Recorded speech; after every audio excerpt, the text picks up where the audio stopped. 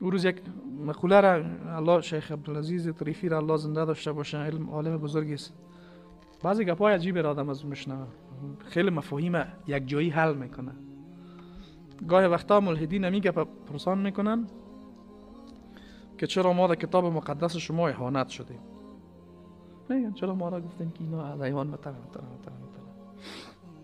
در کنار دیگه دلایل یک گپ جالب شیخ عبدالعزیز میگه که حواس انسانی به نسبت سایر موجودات حتی حیوانات خیلی ضعیف است.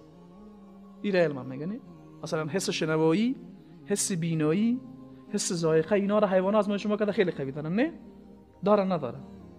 برتری ما شما ده چیز امیره که از دست بتیم اونا برتر نمیشن. توجه شدن اون هم میگه میگه برتریت انسان در حواسش نیست. هست؟ نیست دیگه. حس ذائقه با شما، حس بویایی با شما به اندازه گرگ است؟ نیست دیگه. پس در اینجا به گرگ است با شما کده چی داره؟ حس شنوایی فیل نمیفهم از چند کیلومتر فاصله دور صدا را میشه. نمیتونه. در مورد علوم حیوانات کدام بفهم بازی را میفهم. دقت کردین؟ پس برتری ما در چیز؟ نه عقل ما شما می رقمی باشه. خب راستی مشکل پیدا نکنین دیگه. اونا بر سر ما شما چی برتری میکنن؟ ما بر مبنای عقلانیت سر از اونها برتری پیدا کنیم. ما عقلانیت خود از دست میتیم. برعکس یک موجود بیخی مصیبت بار میشیم برای بشریت. اما ترس یعنی برای هستی نمیاله فعلا انسان بزرگترین مخرب هستی است. میدانین؟ فعلا کثرت گازهای گلخانه‌ای موجود در دنیا زندگی بشر را تهدید میکنه.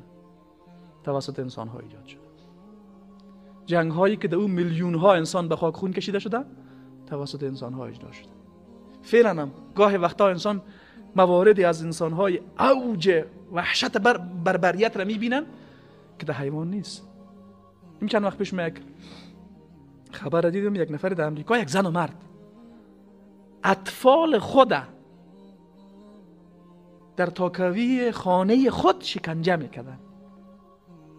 یک نفر دیگه بود اولاد خودش در داخل خانه خود میخورد. این پستر از او حیوان نیست که برای دفاع از چوچگک خود آماده مرگ میشه. اما درست یعنی در وجود حیوانات دیده باشید برای دفاع از چوچه خود حیوان مواردی خود در معرض مرگ قرار میده.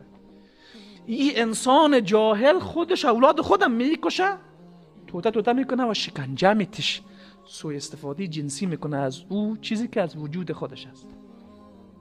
قطعا از حیوان پستر است. دقت کردین؟ این ضعف بشری انسان هست و انسان حقیقتا مستحق چیزی است که الله برش گفته. الله آنچه را که در مورد انسان میگه بیجا نیست. هر آن چیزی را که الله تبارک و تعالی در مورد انسان میگه بیجا نیست. صدها دلیل بر درست بودن آنچه الله تبارک و تعالی میگه هست و خود انسان زمانی که درست تعمق بکنه ایره میدان.